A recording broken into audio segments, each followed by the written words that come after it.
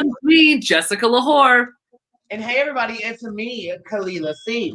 And we are your Denver Divas, giving you another fabulous review of RuPaul's Drag Race, Season 13, Episode 7. Something, girl. To get this out of the way now, you're going to hear this beep the whole time.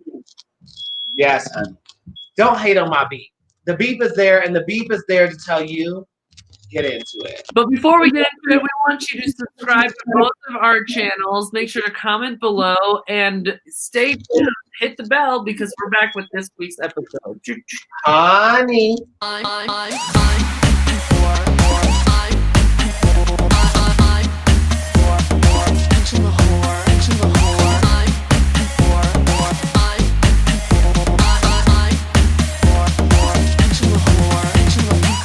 So this week's episode, Miss Tamisha Mon has left the building. She's no longer in the competition.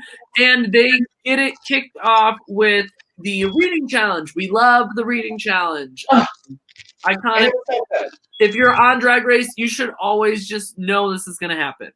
Honey, you should have a read for every single person. Even if you don't know who they are, you can tweak it along the way. And just have some back pocket ones that are generic to everybody, even if they don't make sense, just so you have. Right. Amen. Amen. It was pretty funny. I don't think any of the reading challenges ever beat the original ones. I feel like those are just like the best ones. But they were bad. Elliot did not do good, but everyone else did great. No. She was awkward. But you want to know something? I feel like the reading challenges get harder and harder because people are so focused on the fan base getting upset with them.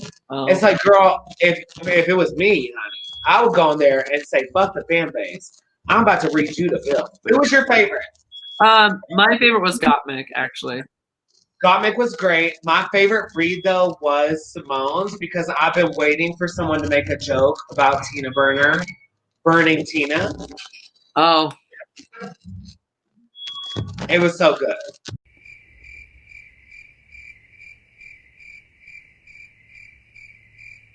Can we talk about meth on here? Yeah, you can't do it. You just can't do meth on here. Gottmik wins the reading challenge, and they go into Bossy Rossi After Dark. The last time that they did a Bossy Rossi episode was season 10, when they did it in the studio. So this is After Dark. They get set up into groups. RuPaul just kind of picks them. So Rosé, Lala, Rini, and Denali are I'm pregnant with my imaginary boyfriend's baby. Utica, Olivia, and Gottmik do Breaking My Silence, Breaking Away from a Cult, Mime Cult. Right. For Candy Muse and Simone have Former Teen Queens and Where Are They Now? And then Tina and Elliot have My Best Friend's 600-pound ass. Yeah, and can I say that I also think this was very production typecast kind of a moment. Why? Because like, if you look at everybody, it fits somebody in the group completely. Like, honestly, like Simone has worn clothes that say like teen suicide, like all this stuff that like represented the brand they were doing. Oh, gotcha. Berner with like the bigger girl kind of moments, the pregnant girls, like the Joe Exotic kind of. It felt very produced. I didn't think of it that way when they were getting into it. Now that you're saying it, I think I'm thinking about it a little bit more. You're like, oh god, they interact, not only aesthetic-wise, but how they interact. But so each of the groups get together and they go for acting challenge. It's not scripted, so it kind of gets in favor of some of them. Like immediately off the bat, I get nervous. The only group I'm nervous for is Tina and Elliot, simply because of Elliot. Every other group I know has at least a player or two that knows what they're doing. Exactly, and that's the crazy thing about the groups, that every group had somebody who knew what they were doing, or at least even two people who knew what they were doing. And unfortunately for Elliot and Tina's group, like Tina, for me, an improv challenge is her gig. Yeah. So Elliot, like in that situation, I was like, oh, Elliot's doomed whether I like her or not. You know what I mean? For sure. Because you're up against someone who does improv. And that would scare me too, because I'm not an improv girl. I love improv, like the idea of it and like how you do it. It's yes and all that. I love the gag of it, but I would be scared if I was with someone like Tina. So Well, I feel for Elliot. She's Can not you going to believe back down her energy either. Tina's not going to just like hold back because Elliot's not good enough. She's going to say, hey, this is like, I'm on my own if that's what it means. The first group that gets to go is Rose, Lala, and Denali, and they had again the imaginary pregnancy boyfriend thing. Kind of, this was like the most Maury Povich, like Jerry Springer of them all. You just said exactly like when I was doing my review earlier or my live viewing party. I said like this is so Maury Povich, and I think that was the goal for RuPaul and like the challenge itself. Yeah, and they slayed the most Maury Povich out of anyone. I thought it was really good. Obviously, Rose was really great in it. This is part of her gig. Denali did really great too. Lala Ree did not do so good. And I feel like if you're going to say something, whatever it is, you have to commit to it. So when Ross questions something that you're saying and you have to rethink it, you're breaking that character and panicking instead of being like, yeah, that's what I said, didn't I? Like, this is what we're going to do. Right. I wish Lala Ree would have just been Lala Ree as she is in the confessionals, because she has had so many great confessional moments that are so funny because she's just being her natural self. And I think if she would have placed that energy into this moment, because her energy would have fit a Maury Povich moment. Yeah. But she just didn't. She was trying a little too hard, and it ended up backfiring on her. They're becoming a power duo too when they're working together. It's really great. What do they call themselves? Rosalie or something like that? Oh, did they say that? Yeah, because they did an actual video of their disco number together. They have a name now. Oh, it's like Rosalie or I think it's Rosalie. Rosalie and Got Tandy. The next group was Utica, Olivia, and Gottmik. And I think that it started really strong. I agreed with the judges' critiques that pretty much said that Utica's character was out of place. Like, it didn't seem like it went with it made it seem like she should have been in the first group. Yeah, and it made her a little bit forgettable to me. Yes. Like, I don't remember her as much in the challenge as I do a little bit on the runway, but it made it hard for her to stand out. Olivia did really, really great, and so did Gottmik. They love Olivia, honey. Olivia's coming up. Olivia is coming up on the scale, and they're like, she's already there. She's already number one. She's the one to beat right now. This next group is Candy and Simone. They had the like grown-up pageant girls. Where are they now? And they both did really great. The fact that they consistently were the least chaotic, they gave me like Paris Hilton, like I know I'm a rich, wealthy bitch kind of like. Yeah, it was great. It was perfect. Yeah, I think they walked into it knowing what they wanted to do. Like in improv, people think, oh, we're just gonna go out and wing it. That's cute, but also with improv, you can have an idea and a base. And I think they had that idea and base. So it just made it look very clean, cute, and cool. You know, I don't want to say simple because it wasn't simple, but it was just very streamlined. Like, we got the story. It told everything you needed to be told. I loved it. It to me was like the most like if I was watching it as a program on TV, I can see that being there, and it wasn't so out of the blue. The last group is Tina, Berner, and Elliot, and I think Tina was like super high energy, crazy. Like, I got it, that's her thing. Elliot obviously didn't match up, but the awkwardness of the lesbian scene, like it's not the same with like Shay and Sasha when they did it with Broccoli, where you're like, wow, that's kind of hot because of the way you're doing it. It was like really uncomfortable. Yeah, you just brought up a perfect example of a lesbian moment on the show that worked so well. Like, I thought that same thing. I was like, this just is not Shay and Sasha, because they also did that. But I also think it's very dangerous when you go into tropey moments. Like, that's such a trope for that kind of moment. Oh, we're gonna do a lesbian gig, cute, and it's like, but if you can't sell it, don't do that tropey moment. Yeah.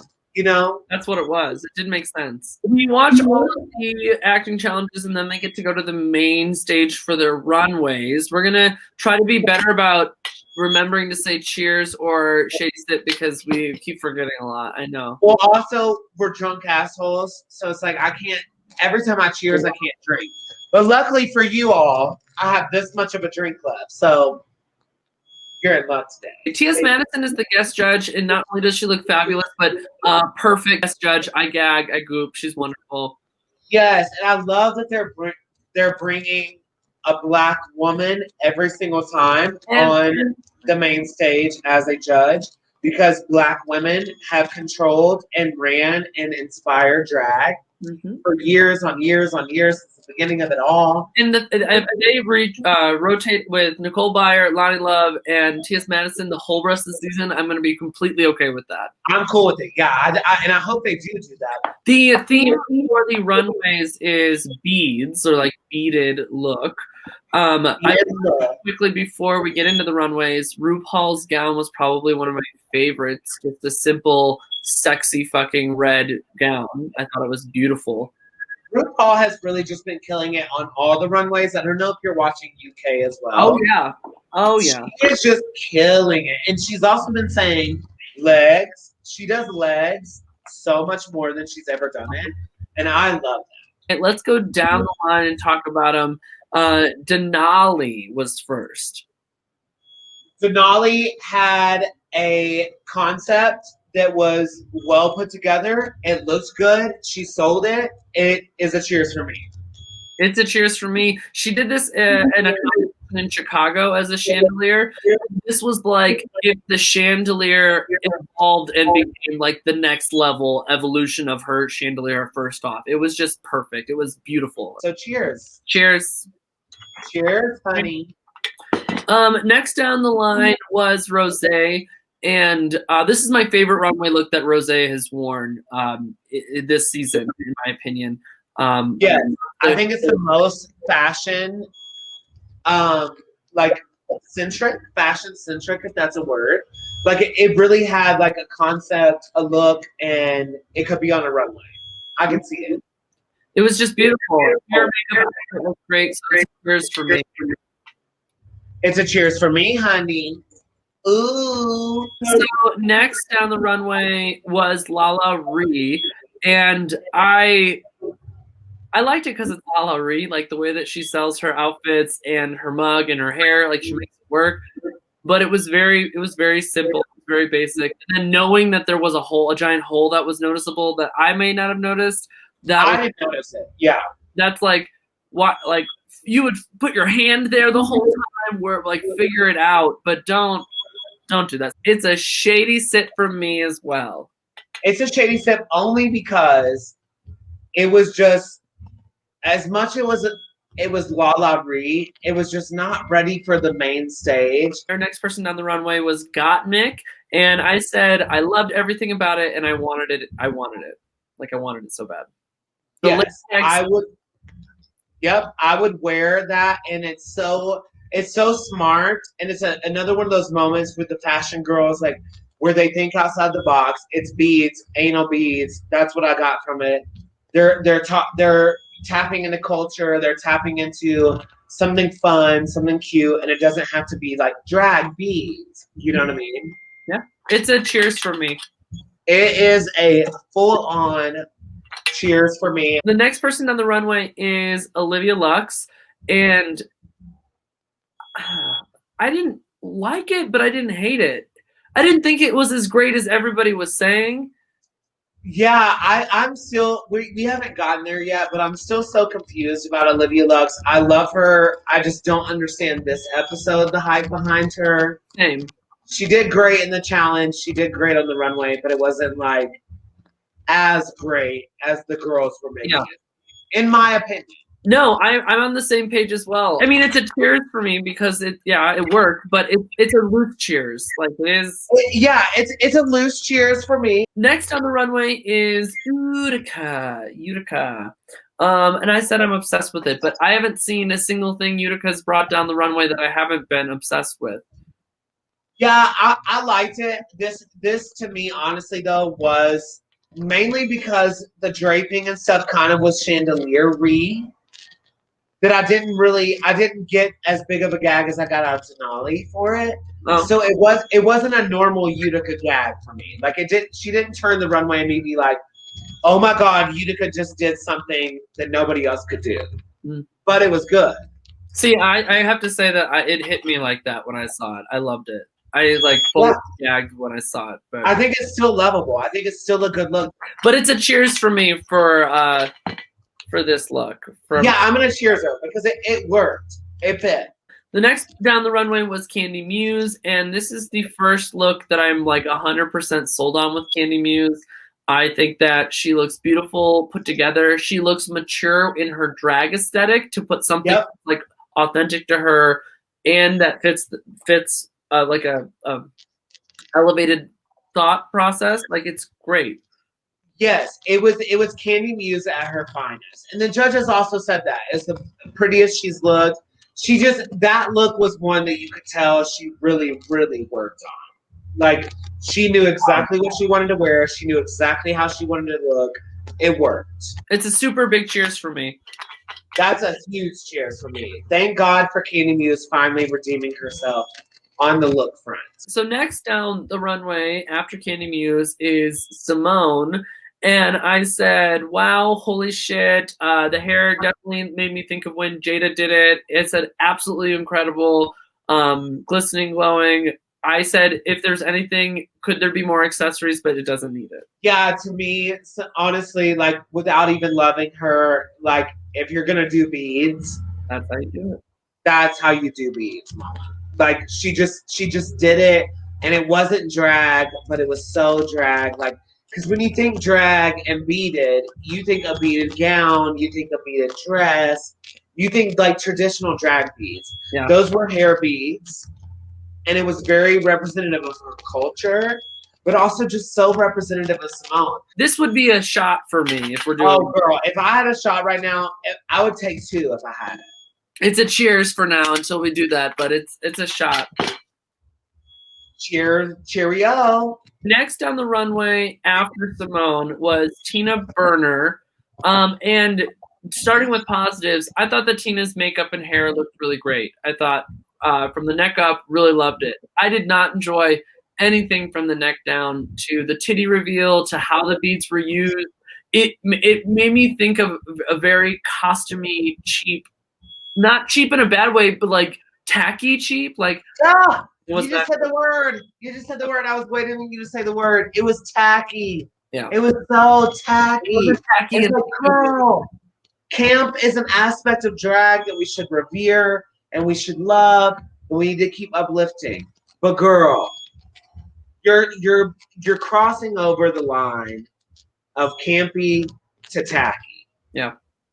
Like just like honestly, and it's sad because me living in Denver, there are amazing designers here, hair, costume, all that. There's amazing designers, but I long to live in a place like New York or LA where there are so many ideas and mindsets and designers and all of that for me to bounce off of. She has so many people to bounce off of, and you come up with this stuff. Yeah. It's like, girl, it's not bad. Let me say that. It's not bad, but it's far too tacky for Drag Race for me. This is a Shady Sip, the house down boots. Oh yeah, bring it over, honey. I need a sip. Bring it over, girl. After Tina Berner, we have Elliot with 2 T's, and I really liked it. I think this is my favorite look that Elliot's worn down the runway. Yes, I will say I will give Elliot this. It was the most beautiful she's looked, and I think the judges said this, correct, Michelle? Yeah. I think it was the most beautiful Elliot has looked on the runway. It's just unfortunate because it went to this moment that I knew Elliot would do. Beads, flapper. Easy. So the predictable kind of thing. When you have someone like Simone, you have someone like Candy who did these looks that were like beaded, but they weren't beaded, right? Like the way drag queens do beaded. And then you come out and you do something that is just traditional drag. I love that, but it would have worked better for me on like a Tamisha Iman type character than it does for Elliot. For me. It's like you're young, you're new to drag or new-ish to drag. She has 10 years under her belt, but she's still young. It's like upgrade it and upgrade it. I disagree with you. I don't think that this was as predictable as you say that it is. I think that when I was thinking of Beat It and predictability, I was waiting, and thankfully, I mean, we would have only seen it with Tamisha, a pageant beaded gown. That Yeah. That would have been the most predictable for sure. I think for Elliot herself, a flapper girl kind of moment with the headband and the short hair, that was predictable for me. Not the actual look, but like the whole concept. Like I could see her doing that. All the places you could go, going to like a 1920s vibe is very predictable. Mine's a Cheers, full on Cheers. Yeah, it's a back here Cheers for me. I love it. I would wear it still, but for a different look. I wouldn't have worn it for this one. So after all of them make their move down the runway, they get their feedback and critiques. Candy, Muse, Utica, Lala Ree, Olivia, Simone, and Elliot are left on the stage. Everyone else is safe. And everyone that is safe is just, everyone's hard on themselves this episode in Untucked. Everybody's just super, super hard on themselves on what they want versus what they're getting versus what they're giving.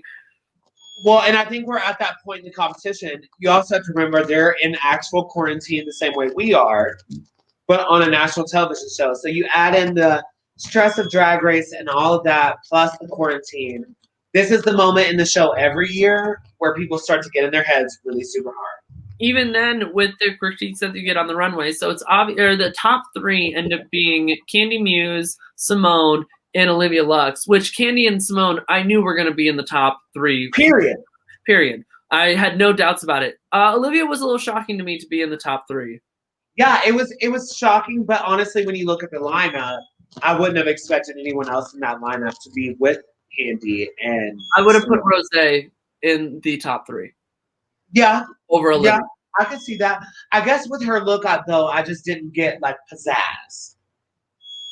Okay. For me. It was cute but not pizzazz. I gotta disagree, but that's okay. That means Utica, Lala, Ree, and Elliot are in the bottom. I definitely saw Lala Ree being in the bottom because of the look and the performance. It just wasn't enough. Elliot, I knew was going to be in the bottom because of their performance. Utica, I was kind of like on the fence of where that was going to go. I didn't know how they were going to interpret it until I heard them talking about it. Yeah, I also didn't really understand her until they started having the conversation. Then I was like, I see that. The winner ends up being Olivia Lux, and I'm kind of gooped.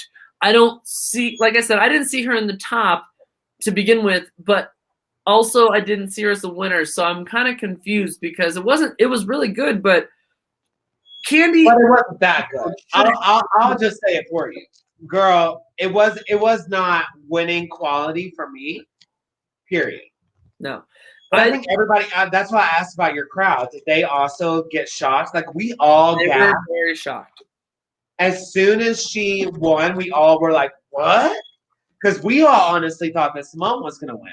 Yeah. Or Candy. I was like, really more than anyone, Simone. They should have done a double win for this because they were not only a team, but they did equally as amazing on the runway and in the challenge. I agree. If it was me, if I was RuPaul, I would have chosen Candy and Simone to do a double win. And been like, oh, you each get $2,500 instead of $5,000. Like, amen. And do it. That's how it should have done. I feel like they chose Olivia, one, because they couldn't choose between the other two. Okay, I can see that. And I don't know. Regardless, Olivia won. This is her second win in a row. This makes her the top contender right now. Yeah, technically 2 wins and the lip sync as well, the beginning lip sync. And the people that have to lip sync, it goes down to Lala and Elliot. I thought that that's what it was going to be too, because of the three of them, Utica's look was the most elevated. They all sucked in acting, but had the most elevated. Yeah, Utica would have never been in the bottom for me, like the actual bottom lip syncing. But so between Lala Ree and Elliot, they lip sync to A Whole Lot of Woman. I kind of understood how the lip sync happened more when I got to watch Untucked. When it came down to it, I thought that Lala Ree was going to win. I understood that Elliot had dancing abilities, of course, and was a trained dancer. But then in Untucked, when I got to listen to how Lala Ree was feeling, she kind of gave up and she was done and she was defeated, and that's why Elliot won. Not that Elliot was bad, but if Lala Ree did what she did in the bag ball lip sync challenge to what she did here, she would have won in a heartbeat. She gave up. Yeah, I will be a little problematic and say that I still don't see how Elliot won the lip sync, because to me, Lala gave it more. But after watching Untucked, it's like now I feel a little bit more disappointed in Lala because she wasn't giving it her all. Yeah. She was kind of defeated. She was kind of done. But I still will say I don't think Elliot won that lip sync. I don't think two splits. I don't think two splits in dancing always makes a lip sync. And I'm a dancer. That wasn't what a person who does splits. I don't think that's what made the lip sync. I think that she gave her energy of like a this is my last shot or I'm going home kind of thing. Whereas Lala didn't give that. She gave it already. Right. And I guess I just didn't see that until hindsight, like from the Untucked, like in the moment. But also I'm a Lala Ree fan and not an Elliot the Two T's fan. So it's a little bit harder until you get that context. And then you're like, oh, when I step outside of being a stan of Lala Ree, now I see her being defeated and I get it. So we have 9 contestants left in the challenge. Next week, they're supposed to do like a dance rusical, another dancing, lyric writing, costume kind of rusical. But which is a gag because I thought the rusical was already done. It was already done. Yeah, I don't know why, but they're doing a second one. There's not much that has changed with how I feel about the top 4 right now. Based off of last week, I still see Olivia and Simone in the top.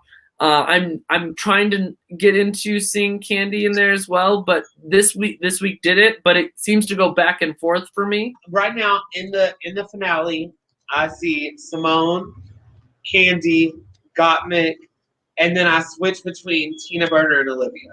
We're going to find out. Make sure that you are continuing to comment below and let us know who you think is going to be in the top. And other reviews that you'd like to see me and Kelela C do, whether they be crazy, kooky, social media, whatever. Girl, we'll review anything. With that being said, next week, make sure to tune in because we are going into our next episode for RuPaul's Drag Race Season 13. Kelela, I had such a great time, and we'll see y'all next time. I'll see you next time, girls. Bye. Bye. Jessica Lahore, Lahore, Lahore, Lahore. Jessica Lahore, Lahore, Lahore. I always do that. I sing it to myself all the time.